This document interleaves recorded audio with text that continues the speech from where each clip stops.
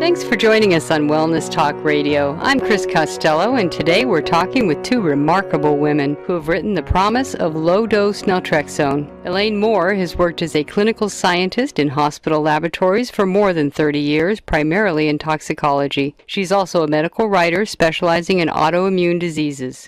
You can find out more about Elaine at elaine-moore.com. Our first guest, Sammy Jo Wilkinson, began having symptoms of multiple sclerosis in 1995. After 9 years of conventional therapy, including chemotherapy, and as she began to lose the ability to walk, she started researching alternatives. And in her research, she discovered the drug low-dose naltrexone and began taking it, and almost immediately noticed improvements. So her success with LDN turned her into an advocate for LDN, and she started the website ldners.org. That's ldners.org. And now she spends her time working to get the word out about low-dose naltrexone as a therapy for MS and many other diseases.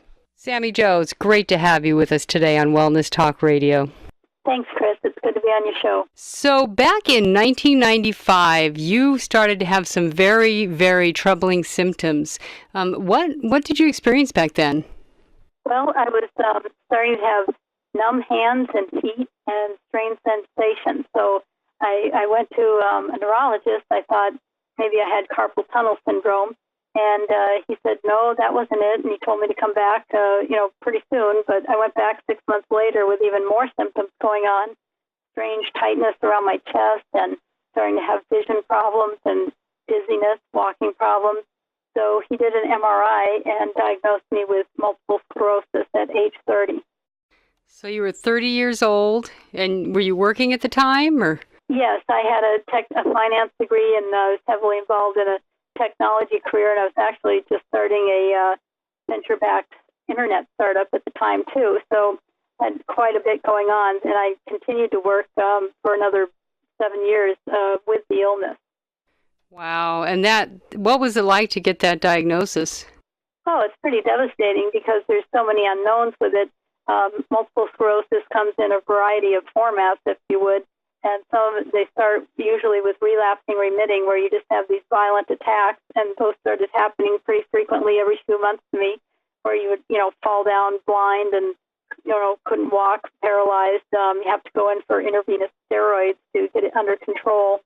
Then you go on for a few months, everything's kind of okay, but you still have strange, creepy feelings all over your body, numbness, tingling, lots of different problems, and vision problems, cognitive problems. But then some people get what they call primary progressive MS, where it starts off, pretty severely from the start and just continuously gets worse. And how did they diagnose it? What kind of things did you have to go through for that process? They primarily use the MRI, which is magnetic resonance imaging, and they do a scan of your brain and your spinal column, because this primarily affects the central nervous system, where the immune system has gotten out of whack and mistakes the body's own covering on the nerve system, which is called the myelin sheath, as an invader and starts attacking it. So it damages it, scars it, and that's where the term sclerosis comes from, because there's multiple scars throughout your central nervous system and your brain. And how many people have MS, do you know, in the United States? In the United States, it's at about 500,000.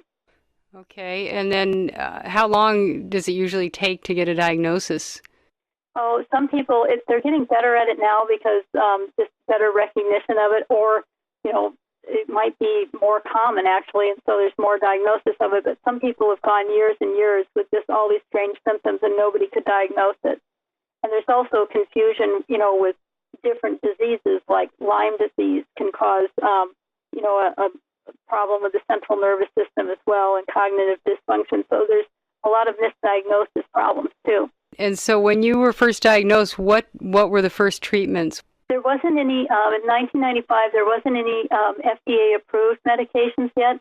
So the only thing really was the IV steroids, which are pretty hard on the body too, but that would just calm down the inflammatory state so you could function again. And then after about 2 years of that, I decided to try Copaxone, which had been recently approved. And all all of the MS medications are basically injections. Either today, injectables that you do yourself. Copaxone was a daily injection that I had to do into my thighs and stomach. There's interferons as well, brand names of Avonex and Betaseron. Those are intermuscular injections that you give yourself. And lately, they've got one that is given by IV at the hospital. Now, some of these have pretty severe side effects, though. The interferons cause flu-like symptoms. You get injection site reactions. Later on, in like 2002, I started to get worse, and I was told I now had secondary progressive MS. And the only treatment available that they suggested would help me was a form of chemotherapy, also approved by the FDA for MS. And so when you say worse, what kind of symptoms were you dealing with?